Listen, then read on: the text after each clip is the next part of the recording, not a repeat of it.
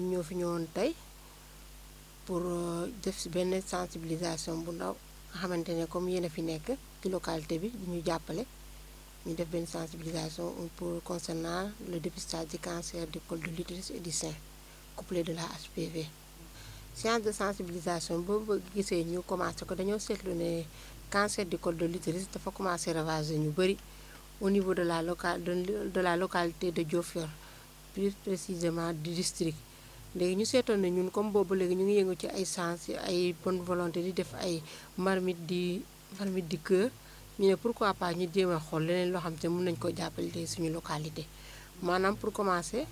bi ñu commencé dañoo commencé woon instant bi nii chaque mois ñuy cotiser pour loo xamante ne dañu koy jàppale suñu localité. léegi nag jàppale bi mooy dañ daan jënd ay lekk di leen jox wala ñu joxe enveloppe di leen jox loolu yëpp baax na waaye dañ ne comme loolu baax na ñu ñëw ci santé comme ci santé la ñuy yëngu. ñun dañoo def moom benn groupe boo xam ne octobre rose la tudd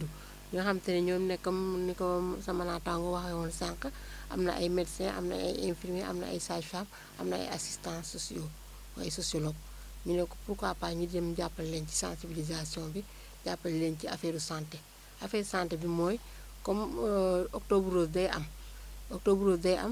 am ay dépistage ñu ne nañ def dépistage concernant le cancer du col de l'utérus et du sein. def nañ ko 2 éditions première édition ñi nga amoon ay 200 et quelques femmes deuxième édition ñu ñëw ñu am 346 parmi les 346 yooyu ñu am na dépisté nañ 346 femmes ci cancer du sein. léegi nag bi ñu ko dépisté am nañ 4 yoo xam ne dañoo positif ñu jël leen en charge ba ñu wér 346 yooyu tamit am nañ 32 yoo xam ne cancer du col de l'utérus lañ leen dépisté bi ñu leen dépisté 16 ñoo positif. parmi les 16 5 yi dañ leen jël sur place defar leen thermoablation bu ñu wér les 11 ñu référé leen bu ñu leen référé tamit ak suivi sage-femme yi xarañ lool ci district bi tamit ñu topp leen cas yooyu ba ñu wér maanaam comme loolu moo tax njëriñu formation yi tamit baax ndax sage-femme bu ñu ko formé ci yenn yi jaratul muy dem ci di paas di dem feneen population bi di dem feneen. léegi dañu leen formé ci thermoablation docteur Kassé bi mu ñëwee daaw jeeg suñu première édition daf ñu cee formé ñun ñëpp formé la localité léegi nag ñoom tam ñu def ay xarañte ba jëndal leen machine boobu xamante ne moom mooy def thermoablation bi moo xamante ne boo amee yeneen jàngoro yi ci cancer du col moom lañ lay defar au lieu ngay pass di dem Fatick wala ngay dem Dakar boobu lañ lay defaral sur place ba nga wër gi gis na jëriñ boobu mu ngi commencé am ñi ñu amoon daaw jéeg def ko daaw ñu bëgg ne au lieu ñuy am 346 bëgg nañoo dem ba 500 parce que sensibilisation bi gis nañ ne mu ngi dox comme sensibilisation mu ngi dox nag instant bi nii bëgg nañoo dépister lu ëpp li ñu defoon daaw bëgg nañoo dépister loolu ndax bu ñu ko defee tamit njëriñu population bi rek la pour def ko nag moo taxoon ñu ne tey nañ ñëw fii ngeen jàppale ñu ci lu bëri ndax bu ñu ko defee fii ngeen tas ko dinañ ko dégg ci tamit sensibilisation sur place tamit bëgg nañ koo def maanaam instant bii nii comme daaw dañoo jëloon relais communautaire yeeg bàjjenu gox yi nga xam te ñu ngi ci île yi ak fii yëpp ñu defal leen formation du nekk formation sax dañ leen def rappeler rek ñaaxal leen daanaka comme ñoom am nañ background ne mun nañoo def sensibilisation ak communication bi ñoom ñooy yor wàllu côté boobu noonu ñu bëri loo xamante ne sage-femme bi mënuñu koo def médecin yi mënuñu faa dugg ñoom ñoo fay dugg bu ñëwaatee rappeler leen le 28 lañ fa war a def pour rappeler leen loolu boobaa ñoom dinañ xam ni ñuy duggee ci biir porte à porte ci kër yi pour mun leen a wax ni defoon nañ ko daaw fekkee déwén dañ ko war a defaat ren ndax octobre rose nekkul ne benn weer kese man dama ne sax octobre rose dañ ko tuddee octobre rose waaye octobre rose sax mën nañ ko bañ a wax du wax ne dañu ñëw di dimbali nit ñi ngir lii ñu topp ko pour année bi yëpp ndax bu ñu demee suivi bi mu ngi fa avant ñi bi ñu demee tamit dañ leen di naan yéen comme def nañu lii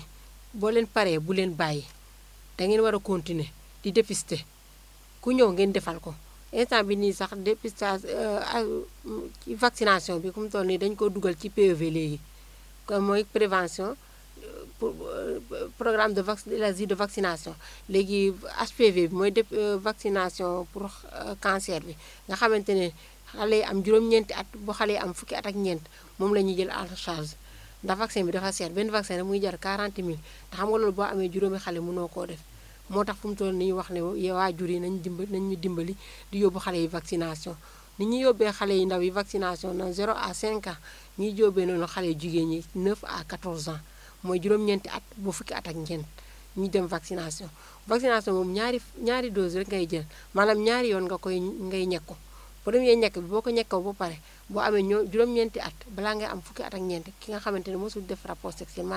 maanaam ki nga xamante ne mosul seq ak góor rapport moom la ñuy defal ñooñu vaccination boobu nga xam ne boo ko jëlee première fois boo amaatee juróom benn weer nga koy jëlaat muy ñaari weer maanaam dina la protéger ci xeetu cancer yi yëpp nag waaye bi nga xamante ne moo gën a bon ci boobu la lay gën a protéger nga xam ne bu la dalee tamit du la def dara ci loolu lañ nekk ñi nga xamante ni tamit mos nañ ko am nañu possibilité jënd pour defal ko seen doom yi nga xamante ne ëppal nañu fukki at ak ñeent mun nañ koo def dina la protéger ci cancer yi ndax xeetu cancer yi waaye bu dee bii nag tuuti rek la ci pos ndax xas nga ba am rapport ba pare dañoo bëgg fu ñu jógee fii képp koo xamante ne dégg nga ne dépistage am na danga war a def même danga war a dem nga defi ko waaye tamit bul xaar maanaam man bu ma dee ñoom bu ñu xaar ne dépistage am na pour ma dem defi ko ñu ngi koy wax boobu ba léegi bi mooy 3e édition avant ngay ñëw sax yow sa jëm avant ngay dégg ne dépistage am na yow dangay sol sa dàll nga dem boo demee foofu ticket rek ngay jënd leneen yëpp dañ la koy may comme maanaam instant bi nii sensibilisation bi njëriñam loolu la ñun dañoo bëgg fu mu toll ni ñoom à chaque fois ñuy dem au lieu ñuy dem vers la population ñoom nañ dem vers les structures loolu lañ bëgg moo tax à chaque fois ñuy bëgg ñoom ñuy ñëw di demoon nañu keroog ci docteur rencontre équipe cadre wax ak ñoom léegi nag ñoom pour ñu leen wax nañ leen sensibilisation bi moom moo ëpp solo sax ne dépistage bi ndax ki nga sensibiliser mu xamal ay waa këram xamal ay mbokkam kooku dina neex a defanteel boobaa lii ñuy def nii yëpp sax dina dem ba dootu ko jarati. Nous exhortons toutes les populations de Fatick à nous aider à faire une large communication par rapport à la vaccination et aussi pour éviter qu'on ait des cas parce que malheureusement toutes les 2 éditions que nous avons fait, il y a eu un cas avéré de cancer du sein cette année. Elle est de la localité de Diofior et malheureusement elle est en stade avancé et donc ça veut dire que même en faisant le dépistage il reste. Cette année donc nous attendons plus de 500 femmes parce que la première année on était à 282 femmes, après 346 femmes, presque 400. Donc cette année, nous pensons il y a eu d'autres cancers qui ont été révélés dans la commune.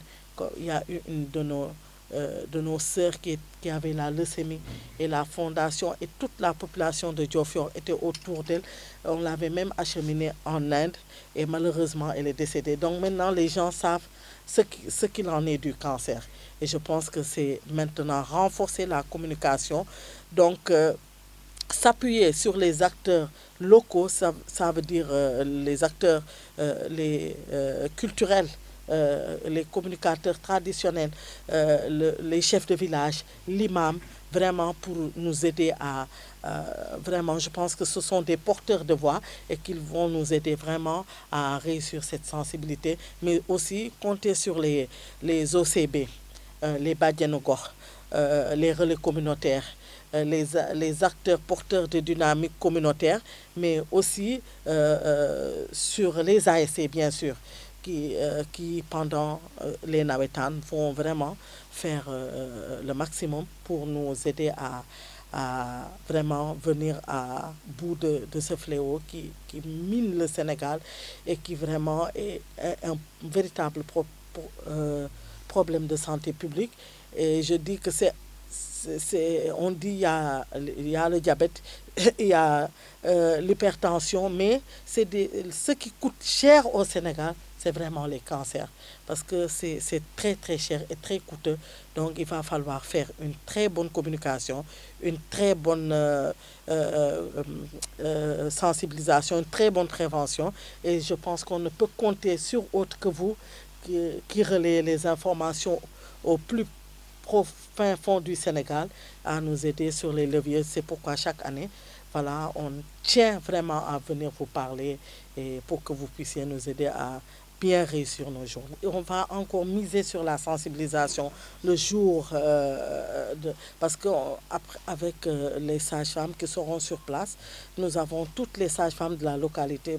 en tout cas une vingtaine, qui nous accompagnent financièrement et qui viennent aussi faire le dépistage. Donc je pense que nous serons des porteurs chacun à partir de nos maisons et dans le quartier. Mais je pense que, comme vous l'avez dit, je pense que ça a fait une portée très positive. Parce qu'il y a de cela 2 semaines, le médecin nous a reçus, le docteur Gilbert Sarr. Il a dit qu'à chaque fois que nous passons pour faire Octobre Rose, il y a leurs indicateurs vraiment vraiment qui montent. Et ça veut dire que on les aide. Il y a une masse de population qui vient. Et le jour de la sensibilisation, on leur dit qu'il y a la routine, que la consultation est routinière, que maintenant, il ne faut plus attendre les journées de consultation pour venir, mais qu'il faut venir à chaque fois. Si vous avez une petite préoccupation au niveau des seins, ou bien vous avez des problèmes de bas-ventre, allez-y directement voir la maîtresse sage-femme ou la coordonnatrice SR pour vraiment un référencement. Donc ça, on l'a quand même réussi. Cette année, non seulement nous avons 2 parrains, l'année dernière nous avons un seul parrain. Le premier parrain, c'est le docteur Issa Labou,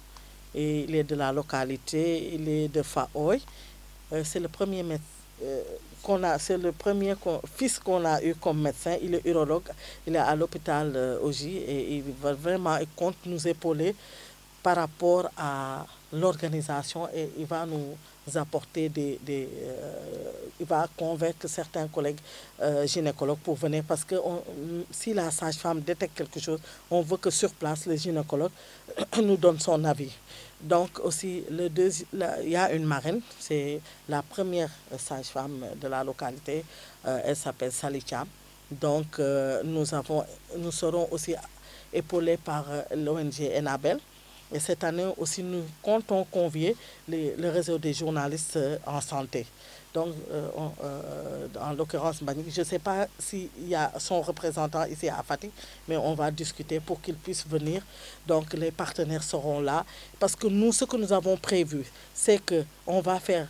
les consultations sur 5 ans. Donc, on est à la 3e édition. Et à la 5e édition, nous allons faire une évaluation à mi-parcours avec tous les parties prenantes, les journalistes, les partenaires, les acteurs locaux, pour voir les bonnes pratiques et les conserver, voir là où le bas blesse, et vraiment éventuellement trouver des solutions pour vraiment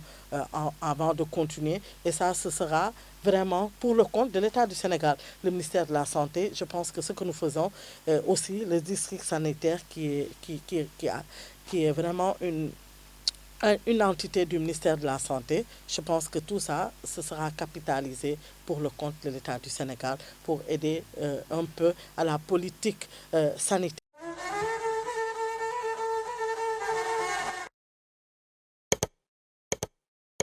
de notre pays.